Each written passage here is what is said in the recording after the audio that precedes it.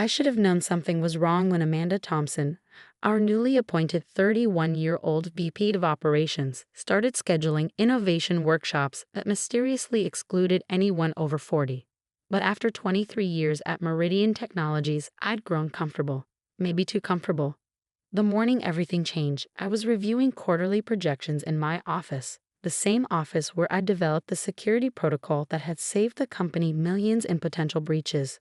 The same office where I'd mentored dozens of young developers who now held senior positions across Silicon Valley. The same office that, though few knew it, I technically owned. Elizabeth? Amanda's voice cut through my concentration. She stood in my doorway, tablet in hand, HR director hovering behind her like a well-dressed shadow. Do you have a moment? I nodded, already knowing what was coming. I'd seen that particular HR expression too many times over the years, the carefully practiced blend of corporate sympathy and professional distance. Of course, I said, closing my laptop. Please sit.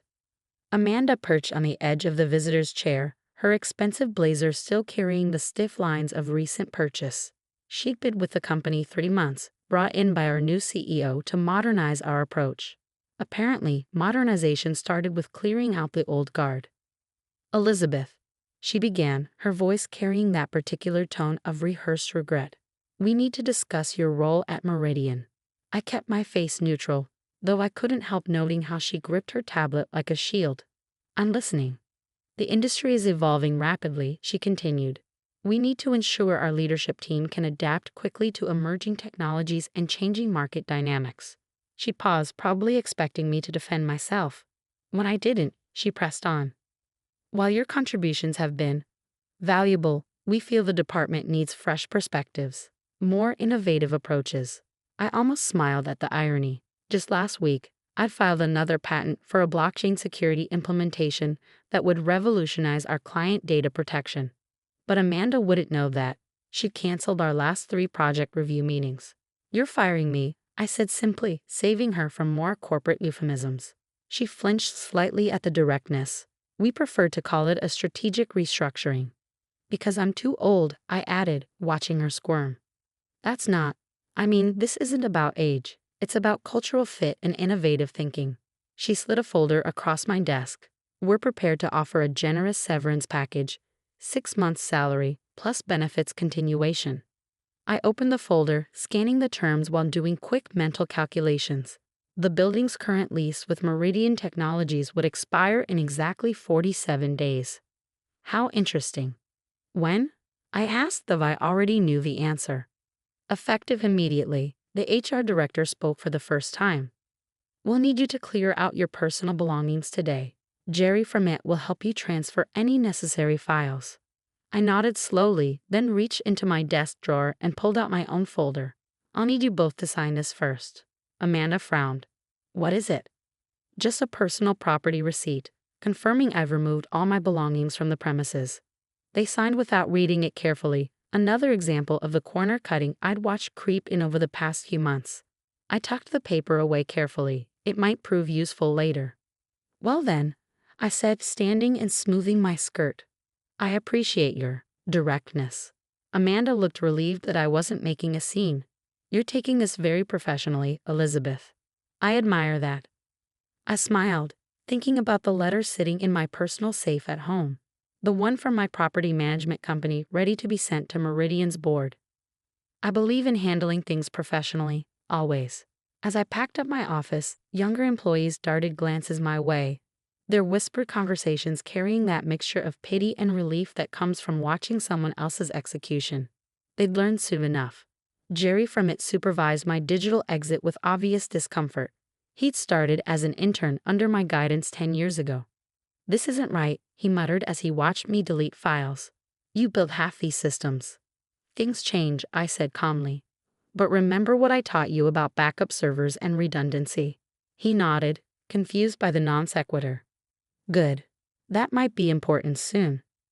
I carried my box of belongings through the lobby of the gleaming building that had been my professional home for over 2 decades. The security guard, Miguel, rushed to open the door for me. Ms. Walker, is everything okay? I paused, looking up at the soaring glass atrium I'd helped design during the building's renovation 5 years ago. It will be, Miguel. Take care of yourself. At home that evening, I poured myself a glass of wine and opened my personal safe. Inside lay the fruits of 20 years of careful planning, property deeds, shell company documentation, and most importantly, the real ownership papers for 1120 Technology Drive, current home of Meridian Technologies headquarters. Years ago, when the company was still young and struggling, they needed capital for expansion. I provided it through a carefully constructed holding company, becoming their landlord without anyone in senior management realizing it. They'd been too busy counting stock options to read the fine print about who actually owned the building they worked in. I pulled out my phone and dialed a number I rarely used. Stephen? It's Elizabeth Walker. Remember that contingency plan we discussed? Yes, it's time. Send the letters tomorrow morning. And Stephen? Make sure they understand exactly who they're dealing with now. I hung up and walked to my home office window, looking out over the city lights. Amanda and her executive team would be working late, probably celebrating their successful restructuring. Let them celebrate. Tomorrow, they'd learn what real strategic thinking looked like. I picked up the property receipt they'd signed earlier, the one with microscopic text at the bottom acknowledging the building's true ownership structure. Insurance in case they tried to claim ignorance later. Too old for innovation, I murmured, sipping my wine. We'll see about that. As I prepared for bed that night, my phone buzzed with texts from other employees, expressing shock at my departure. I responded graciously to each one, saying nothing about what was coming. The best moves, as I'd learned over decades in tech, were the ones your opponents never saw coming until it was too late. I slept surprisingly well, knowing that in less than 8 hours, Amanda Thompson and the entire executive team would discover exactly what happened when you underestimated the wrong person. Sometimes the most powerful position isn't the most visible one. Sometimes real power lies in knowing exactly when to play the cards you've been holding all along. And tomorrow would be a masterclass in timing. The next morning, I took my time getting ready. Selected a crisp charcoal suit, my mother's pearl earrings, and the Cartier watch I'd bought after my first patent sale. Today wasn't about revenge, it was about power, and power dresses for the occasion. At precisely 9:15 am, my phone lit up with a text from Jerry in it. OMG, all hell just broke loose. Board members arriving for emergency meeting. Amanda looks like she's about to faint. I smiled, picturing the scene.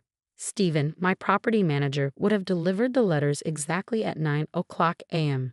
One to every board member, the CEO, and the legal department. Each letter clearly outlining the building's true ownership, the approaching lease expiration, and the new terms. Terms that would triple their rent and require a complete renegotiation of their occupancy agreement. At 9:27 am, another text, this time from my old assistant, Marie. Security just had to bring Amanda water and a chair. She's hyperventilating in the conference room. What did you do? I didn't respond. Instead, I watched my email as the desperate messages started rolling in. First from legal. Urgent matter requiring immediate discussion regarding property ownership and lease terms. Then from HR. Critical oversight in recent personnel decisions. Please contact urgently. Finally, from CEO Daniel Morrison himself. Elizabeth, we need to talk. Name your time and place. I let them sweat for exactly 1 hour before responding to Daniel's email. Sterling Hotel. Noon. Private dining room. His reply came seconds later. We'll be there. I spent the next 2 hours reviewing documents with my lawyer, making sure every detail was perfect. The ownership structure of 1120 Technology Drive was intricate but ironclad. I'd spent years constructing it, using the same meticulous attention to detail that had supposedly made me too old for modern business. At 11:57 am, I walked into the Sterling's private dining room. Daniel was already there, along with Amanda, our CFO James Wilson, and 2 board members. They all stood when I entered. Funny how perspective changes so quickly. Elizabeth, Daniel started, his usual smooth confidence notably absent. There seems to be some confusion. No confusion, I interrupted calmly, taking my seat. The situation is quite clear. Walker Holdings owns this building, has owned it for 20 years, in fact, and your lease expires in 46 days. Amanda's face had taken on a greenish tinge. But the holding company, the ownership documents, were all properly filed and publicly available, I finished for her, though I understand why you might have missed them.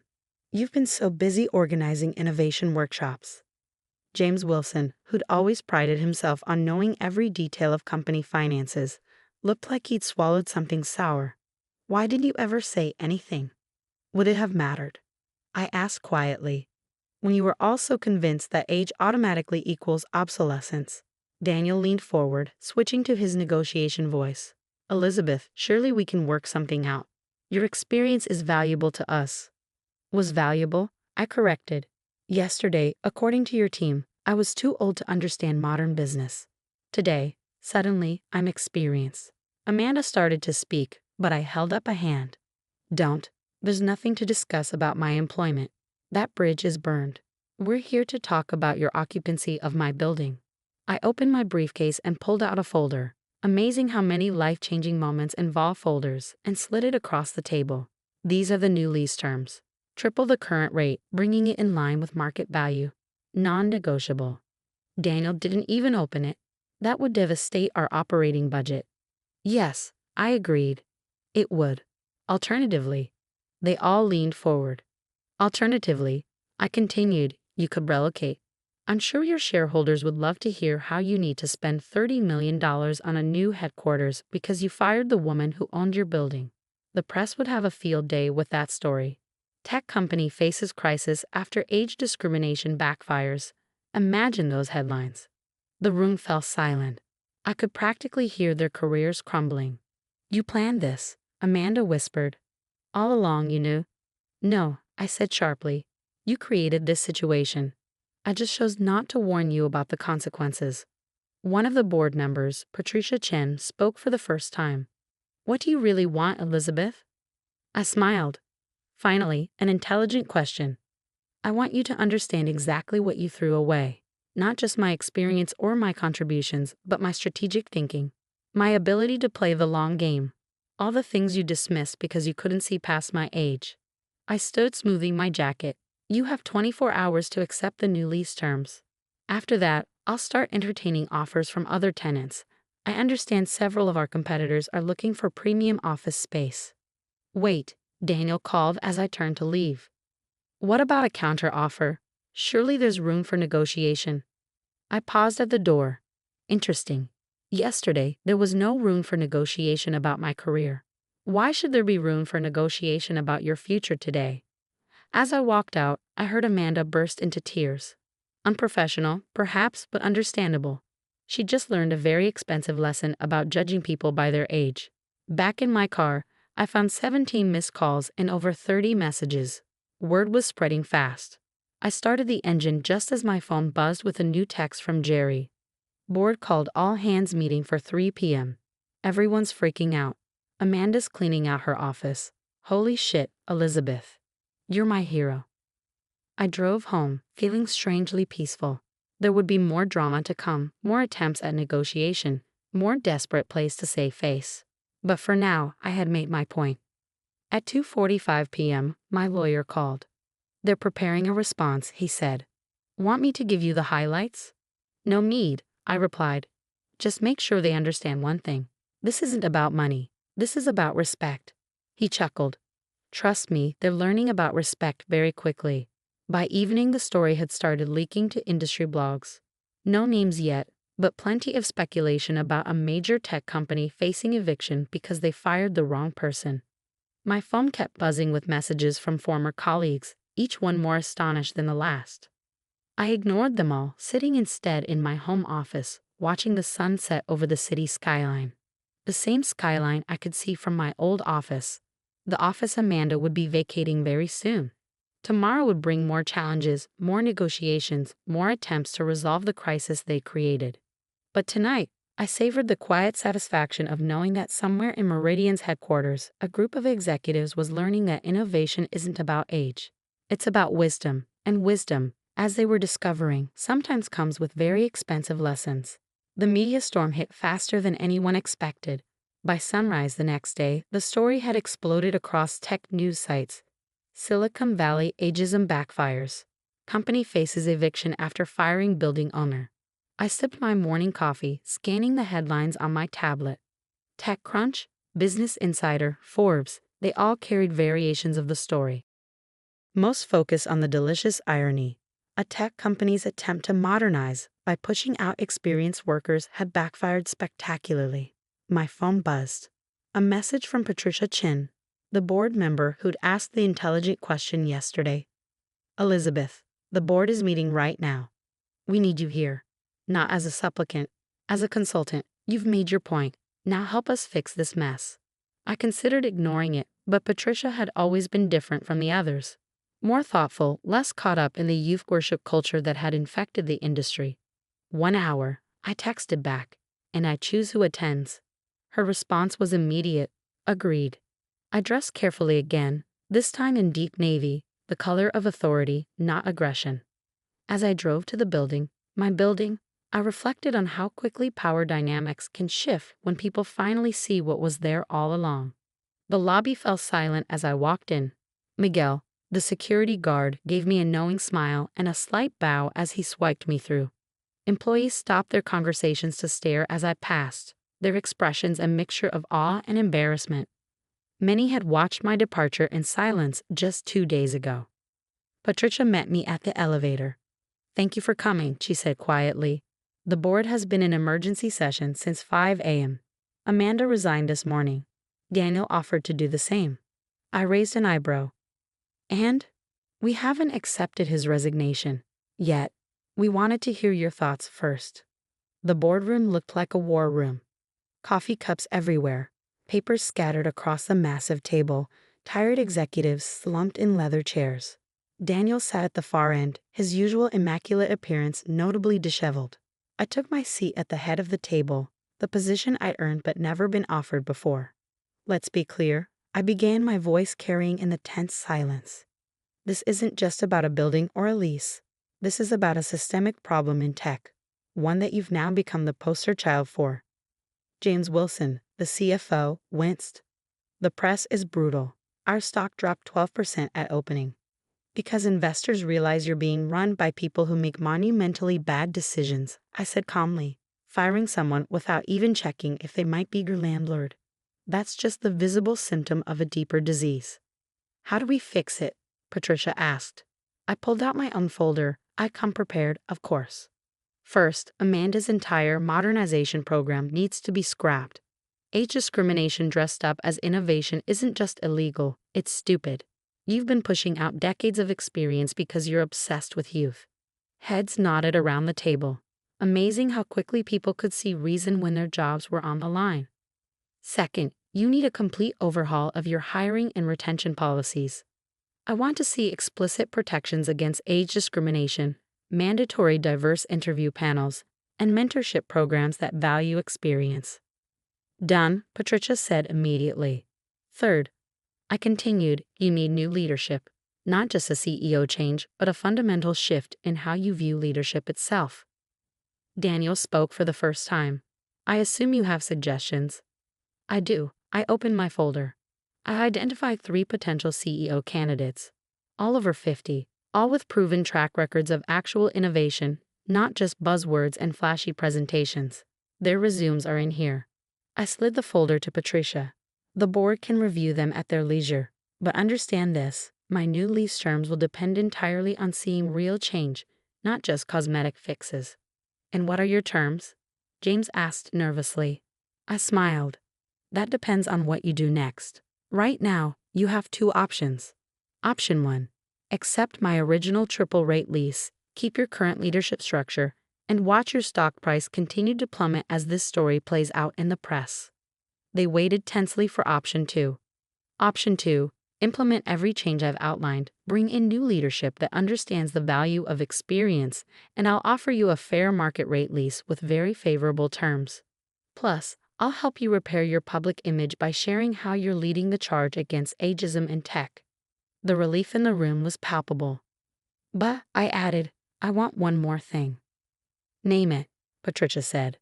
I want a seat on the board. Not as a favor, but as a recognition that the experience you tried to discard is exactly what you need to survive. The vote was unanimous and immediate. Over the next few weeks, Meridian Technologies transformed. Daniel resigned, replaced by Dr. Sarah Chen. a brilliant 58-year-old former CTO with multiple successful exits under her belt. The innovation workshops were replaced with mixed-age project teams that actually produced results instead of just talking about them. The press noticed. Tech companies' response to ageism scandal sets new industry standard, read one headline. Experience matters. How one company's crisis led to revolutionary change, read another. 3 months after my dramatic exit and even more dramatic return, I sat in my new board member office, coincidentally my old office, reviewing resumes for our expanded engineering department. The youngest candidate was 22. The oldest was 67. Every one of them would be evaluated solely on their merit. Jerry from it stuck his head in. Elizabeth, you're going to love this. Remember that blockchain security patent you filed right before? Everything. I nodded. Google just offered to license it. 8 figures. I smiled. Tell them to add another figure if they want priority access to the neural network authentication system I developed last month. He grinned and left. Through my window, I could see new signs being installed in the lobby. Meridian Technologies, where innovation meets experience. My phone buzzed with a message from Patricia. Board meeting in 10. Bringing Amanda's replacement for approval. She's 61 and has 3 decades of operations experience. I typed back, perfect. Standing at my window, looking out at the city I'd helped build, I thought about power, real power. Not the kind that comes from titles or corner offices, but the kind that comes from patience, wisdom, and the willingness to play the long game. A game that, as it turns out, only gets better with age. That evening, as I prepared to leave, Miguel called up to my office. Ms. Walker, there's someone here to see you. Says she's from Fortune magazine. I smiled. Send her up.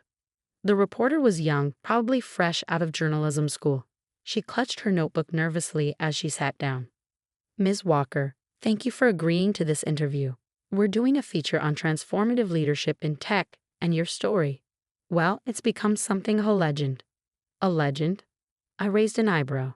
Or a warning? She laughed. Maybe both. We're calling the piece The Silver Revolution. How one woman's stand against ageism changed Silicon Valley. I gestured to the chair across from my desk, the same chair where Amanda had sat to fire me just months ago. Well then, I said, let me tell you about the real revolution. It's not about age or buildings or even power. It's about wisdom, and wisdom? That's something you can only earn with time. She started writing frantically as I began to tell the story, not just my story, but the story of every person who'd ever been dismissed, overlooked, or pushed aside because of their age. Because sometimes the best revenge isn't just proving them wrong. It's changing the whole game. I should have known something was wrong when Amanda Thompson, our newly appointed 31-year-old VP of Operations, started scheduling innovation workshops that mysteriously excluded anyone over 40. But after 23 years at Meridian Technologies, I'd grown comfortable. Maybe too comfortable. The morning everything changed, I was reviewing quarterly projections in my office, the same office where I'd developed the security protocol that had saved the company millions in potential breaches. The same office where I'd mentored dozens of young developers who now held senior positions across Silicon Valley. The same office that, though few knew it, I technically owned. Elizabeth? Amanda's voice cut through my concentration. She stood in my doorway, tablet in hand, HR director hovering behind her like a well-dressed shadow. Do you have a moment? I nodded, already knowing what was coming. I'd seen that particular HR expression too many times over the years, the carefully practiced blend of corporate sympathy and professional distance. Of course, I said, closing my laptop. Please sit. Amanda perched on the edge of the visitor's chair, her expensive blazer still carrying the stiff lines of recent purchase. She'd been with the company 3 months, brought in by our new CEO to modernize our approach. Apparently, modernization started with clearing out the old guard. Elizabeth, she began, her voice carrying that particular tone of rehearsed regret. We need to discuss your role at Meridian. I kept my face neutral, though I couldn't help noting how she gripped her tablet like a shield. I'm listening. The industry is evolving rapidly, she continued. We need to ensure our leadership team can adapt quickly to emerging technologies and changing market dynamics. She paused, probably expecting me to defend myself. When I didn't, she pressed on. While your contributions have been valuable, We feel the department needs fresh perspectives, more innovative approaches. I almost smiled at the irony. Just last week, I'd filed another patent for a blockchain security implement. The night I discovered what my family was really doing with Preston Pharmaceuticals, I was working late in my father's office. As chief financial officer and the CEO's daughter, I had access to everything, or so they thought. "Julia, honey, you work too hard," Dad always said, patting my shoulder with paternal pride. "Just like your old man." What he really meant was, stay busy with the obvious tasks. Don't look too closely at the hidden ones. Don't question why certain numbers didn't add up, or why some files were marked executive access only. But that night, exhausted and frustrated after another board meeting where my concerns had been dismissed, I decided to look closer.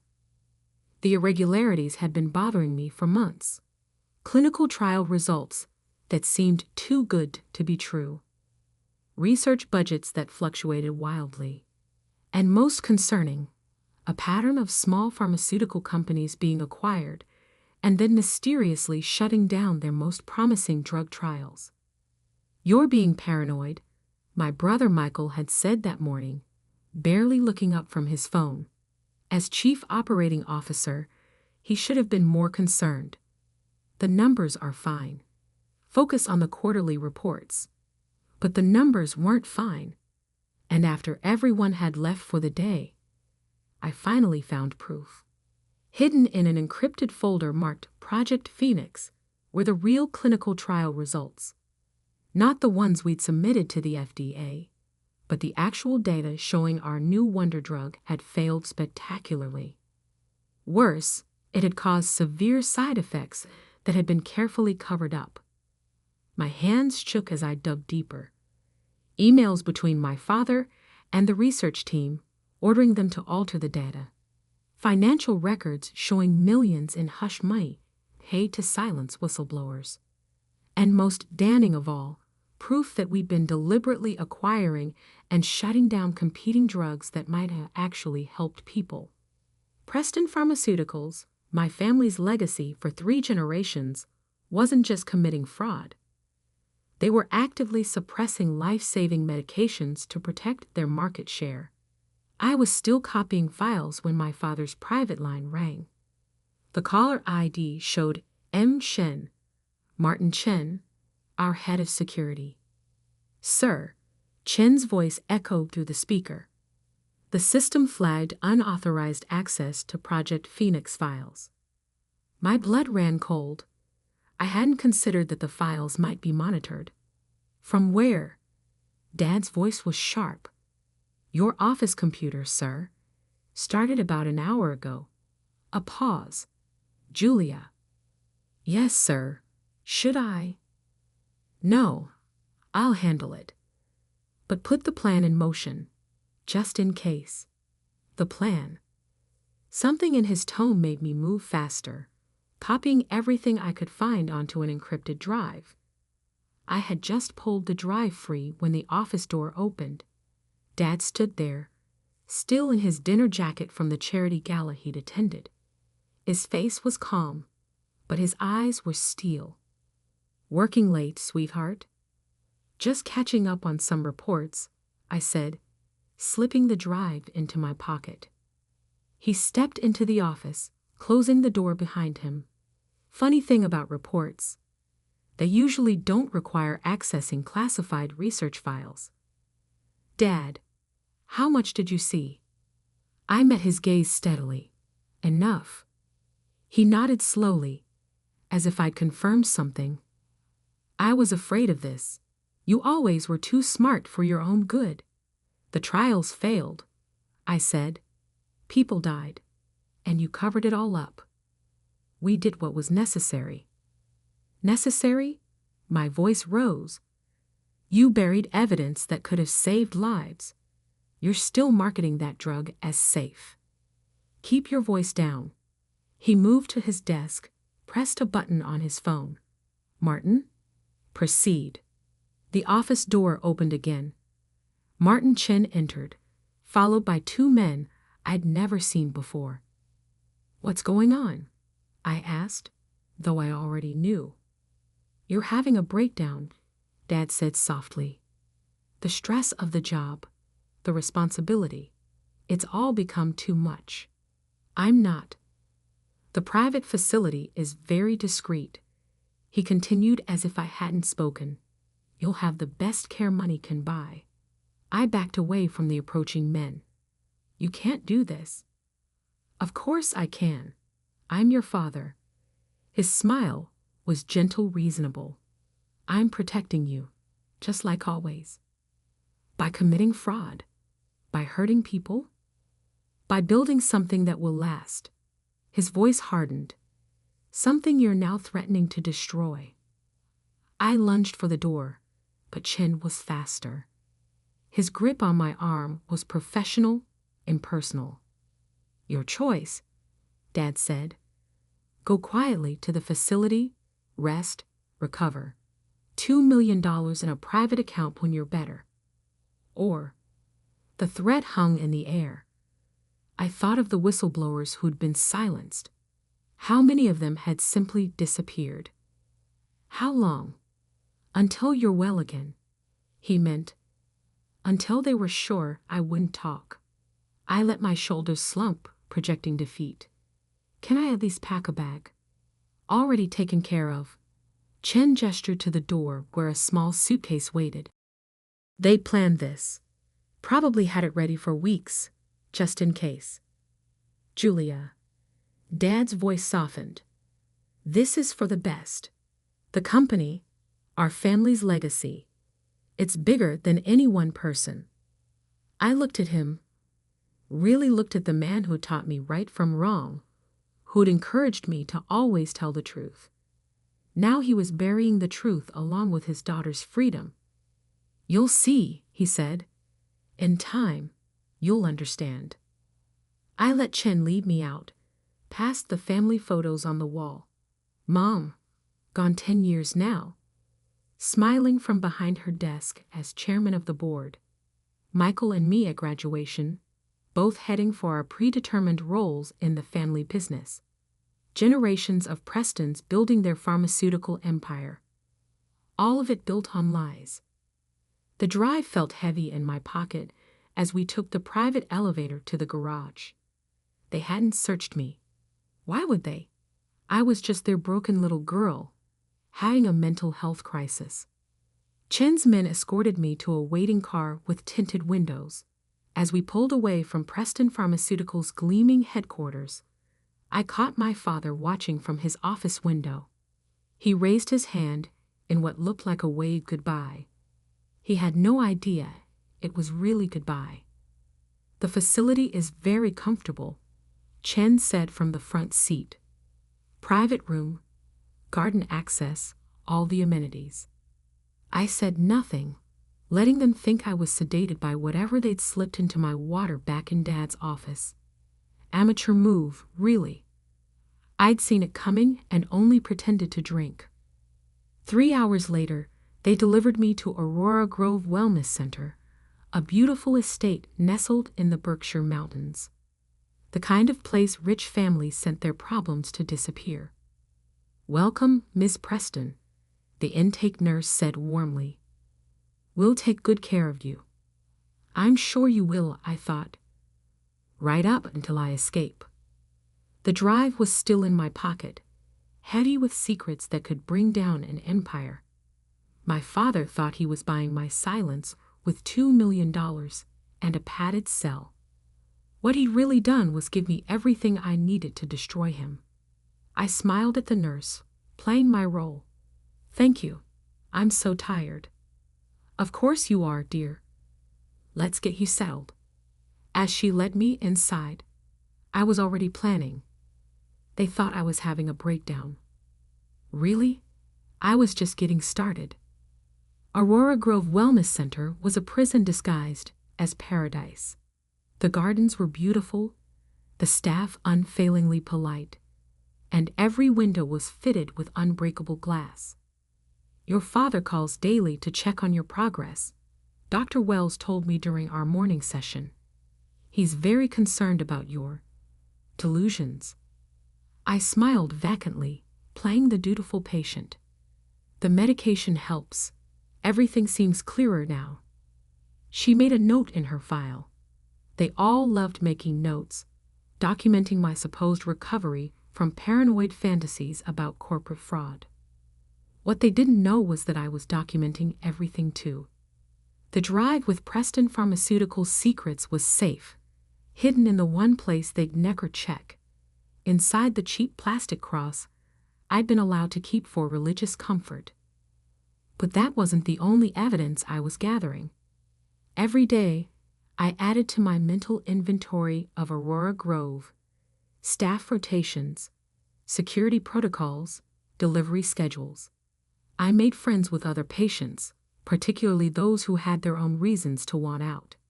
Like Safia, a hedge fund manager's wife who'd threatened to expose his Ponzi scheme. They all said I was crazy too. She whispered during art therapy. Turns out being right looks a lot like being insane. Or Marcus, a former tech executive whose depression coincided with discovering his company's data mining operations. He taught me to hack the facility's supposedly secure Wi-Fi during our shared recreation time. The best prison, he explained, is one where the inmates think they deserve to be there. I also had an unexpected ally on the outside, Sarah Zhang, a junior researcher who'd worked on the failed drug trials. She'd reached out through a carefully encrypted email sent during one of my sanctioned internet sessions. I saved copies too, she wrote, and I know where the bodies are buried. Literally, in one case. Let me help. Slowly, methodically, I built my network and planned my escape. The facility's security was good, but it was designed to keep unstable patients in, not to stop a clear-headed woman with resources and determination. 3 months into my treatment, I made my move. It started with a fire alarm at 3 a.m. Not a real fire, just a clever bit of programming Marcus had planted in the system. As staff rushed to follow evacuation protocols, I slipped out through the kitchen delivery entrance. Using an ID card I'd carefully cloned during my volunteer work in the administrative office. A car was waiting, driven by Sarah, who'd taken a considerable risk coming in person. "Your father's security team checks on me weekly," she said as we sped away. "They have no idea I'm the one who first tipped you off about the trials." I changed clothes in the back seat, transforming from patient to professional. "Where are we going?" "Somewhere they'll never look for you." That somewhere turned out to be a small tech startup in Seattle, run by Marcus's former protégé. They needed a CFO who understood both finance and ethics. I needed a base of operations and legitimate income that couldn't be traced to Julia Preston. Emma Walsh was hired the next day, her impeccable references and background all carefully constructed by Marcus's network of disillusioned tech experts. "Your father's going crazy trying to find you," Sarah reported during one of our secure video calls. "He's hired private investigators, put pressure on local police. He really thinks you've had some kind of breakdown and wandered off." "What about Michael?" "Your brother's been named interim CFO. She hesitated. "He's pushing forward with new trials. More aggressive ones." My hands clenched. "More cover-ups?" "Worse. They're testing on vulnerable populations. People who won't be missed if something goes wrong." I had to move carefully. Simply exposing the evidence wasn't enough. Preston Pharmaceuticals had too many friends in high places, too many ways to bury the truth. I needed to build an airtight case that not even their army of lawyers could dismantle. For 2 years, I lived as Emma Walsh, earning trust and respect in Seattle's tech community while quietly gathering more evidence. Sarah kept me updated on Preston Pharmaceuticals' activities, documenting every violation, every cover-up. Marcus, who'd engineered his own recovery and release, helped me establish secure communication channels with other whistleblowers. Former employees, research subjects, family members of victims, all with pieces of the puzzle. Sophia, now free and divorced, used her financial expertise to trace the money trails. Shell companies, offshore accounts, slush funds for bribes. It was all documented and verified. "They're getting sloppy," she reported. "Your brother doesn't have your head for numbers. He's leaving traces everywhere." The final piece came from an unexpected source, my mother's old assistant, now retired. She contacted me through Sarah, revealing that my mother had kept her own secret files before her convenient heart attack 10 years ago. She knew something was wrong with the trial data, the assistant said. She was going to expose it all. Then suddenly she was dead. Natural causes, they said. But nothing about Preston Pharmaceuticals was natural. I received regular updates about my family from Sarah. Dad was showing signs of strain, drinking more, sleeping less. Michael was living large on company money, dating supermodels, making increasingly erratic decisions. "They think they're invincible," Sarah said. "The great Preston family, above the law." "Everyone's invincible until they're not," I replied. By the 3rd year, my case was solid. Every piece of evidence verified, every witness prepared, every document authenticated. The SEC was quietly building their own investigation based on anonymous tips, and the FDA was reviewing the trial data with growing concern. It was time. I chose the annual shareholders meeting for my return. Dad always made it a big event. Hundreds of investors, media coverage, a celebration of Preston Pharmaceuticals' continued dominance of the industry. This year would be different. I stood in front of my hotel mirror, transforming back into Julia Preston. The Seattle tech executive disappeared, replaced by the prodigal daughter returned from her breakdown. My phone buzzed. "Sarah, security's been updated since you left. New protocols, new team." "But not new enough," I said, thinking of the access codes Marcus had acquired. "Is everything in place?" "SEC agents are standing by. FDA representatives too." And she paused. "There's something else you should know. About your mother's death." I gripped the phone tighter. "What about it?"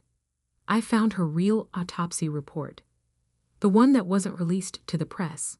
Her voice was grim. "Julia, it wasn't a heart attack." The toxicology showed. "Tell me everything." I cut in. "I want to know exactly what they did." As she talked, I felt the last traces of doubt or mercy fade away. This wasn't just about corporate fraud anymore.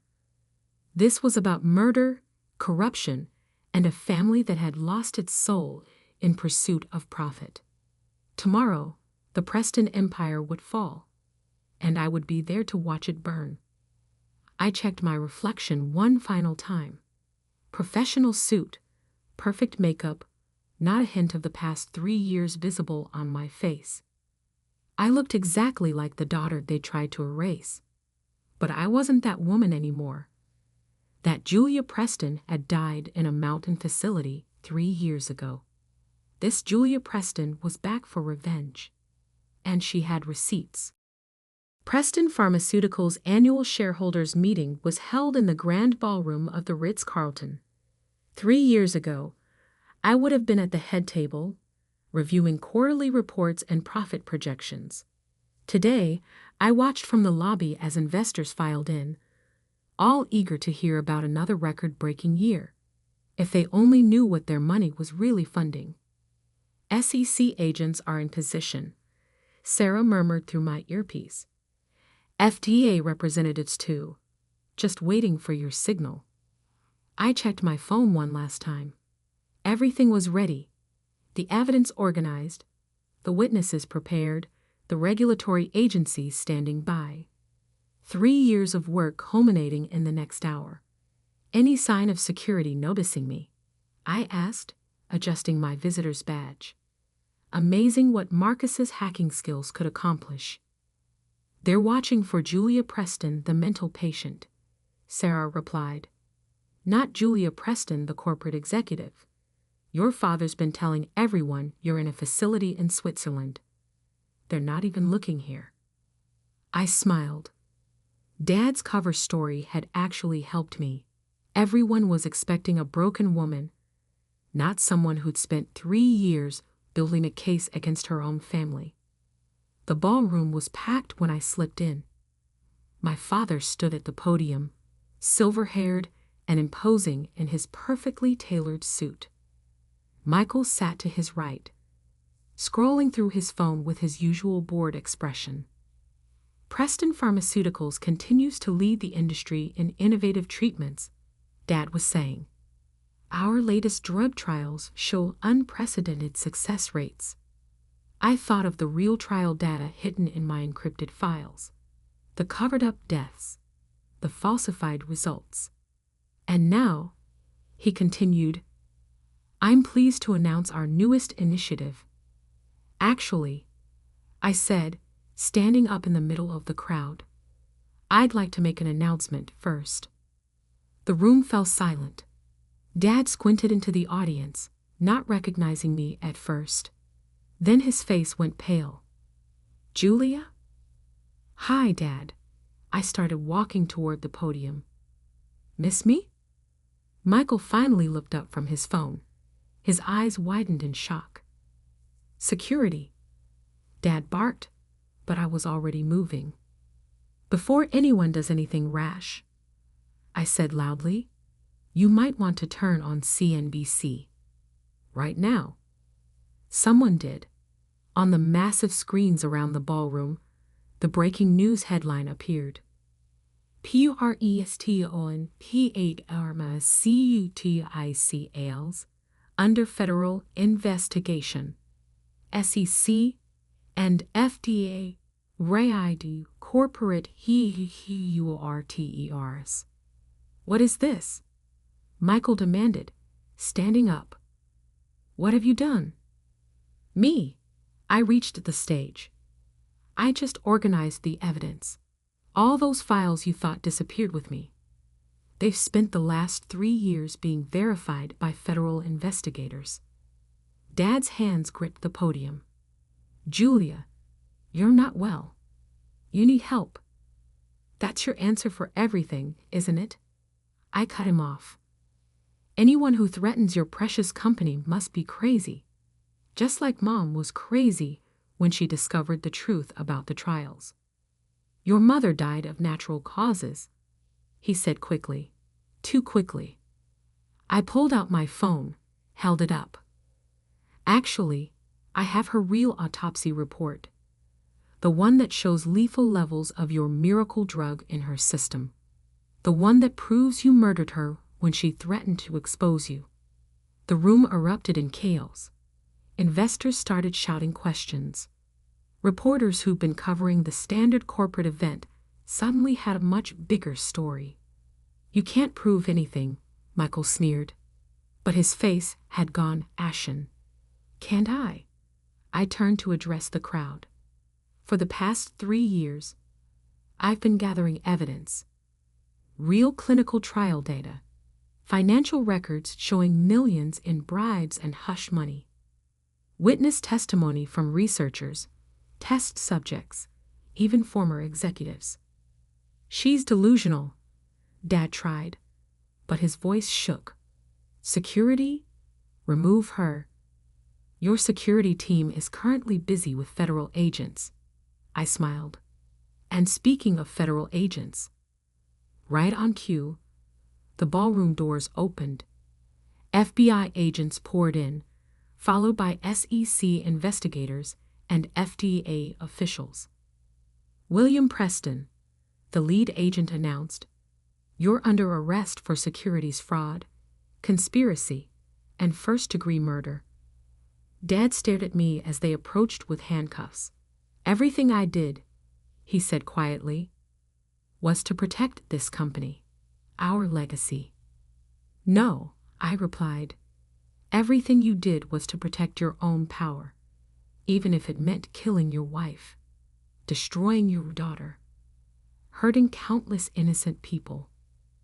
You'll regret this, Michael hissed as agents moved to arrest him too. You're nothing without this family. I watched as they led my father and brother away in handcuffs. The great Preston men, finally facing consequences. Sarah appeared at my side. Your mother's old assistant is here, ready to testify about what really happened 10 years ago. I nodded. Make sure she's protected. They still have friends who might try to silence her. The next few hours were a blur of federal interviews, press statements, and shocked shareholders trying to salvage their investments. Preston Pharmaceuticals stock was already in free fall. What happens now? Sarah asked as we watched agents box up evidence from Dad's office. Now, I picked up the family photo from his desk. Mom, Dad, Michael and me, all smiling for the camera, all pretending to be perfect. Now the truth comes out. All of it. Over the next few weeks, the Preston empire crumbled. The evidence was ironclad, the witnesses credible, the paper trail undeniable. Dad and Michael faced multiple life sentences. The company was placed under federal supervision. New management was brought in to salvage what could be saved. The toxic drugs were pulled from the market, and research began into actually helping people instead of just making profit. I testified at their trial, laying out every detail of their crimes. Dad never looked at me. Michael tried to cut a deal, offering to testify against our father, but the prosecutors didn't need him. They had everything they needed. The press called it the pharmaceutical scandal of the decade. Movies were optioned, books were written. Everyone wanted to know how the Preston princess had brought down her own family's corrupt empire. But I wasn't interested in fame. I had a different mission now. 6 months after the arrests, I stood at my mother's grave. The official cause of death had been updated, her murder finally acknowledged. I did it, Mom, I said softly. I finished what you started. Sarah joined me, carrying a stack of papers. The new board wants you to take over as CEO, she said. Help rebuild the company the right way. I considered it. The chance to transform Preston Pharmaceuticals into what it should have been all along, a company that actually helped people. On one condition, I said. We rename it after Mom. Sarah smiled. Catherine Pharmaceuticals does have a nice ring to it. I placed flowers on the grave, thinking about legacy and truth, and the real meaning of family. Dad and Michael would spend the rest of their lives in prison, paying for their crimes. The corrupt empire they'd built had fallen, but something new could rise from the ashes. Something honest. Ready to get to work? Sarah asked. I took one last look at the grave, then turned toward the future. Always. 1 year later, I sat in the CEO's office, my office, reviewing the latest trial results. Real results this time, showing promise for treating previously incurable conditions. A news alert popped up on my computer. William Preston found dead in prison cell, apparent suicide. I closed the alert without reading it. The past was done.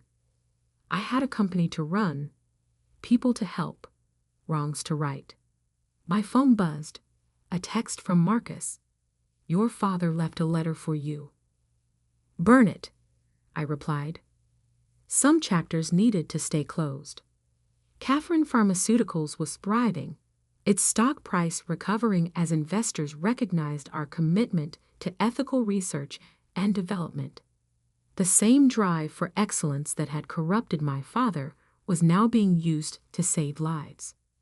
Sarah knocked on my door. "Ready for the board meeting?" I gathered my papers, straightened my jacket, and stood up. The family portrait that once dominated this office was gone, replaced by my mother's medical school graduation photo. She was smiling, full of hope and purpose, just like I was now. "Ready?" I said. The Preston legacy was dead, but something better had taken its place. Sometimes the best revenge isn't just exposing the truth. It's building something true from the ruins of lies.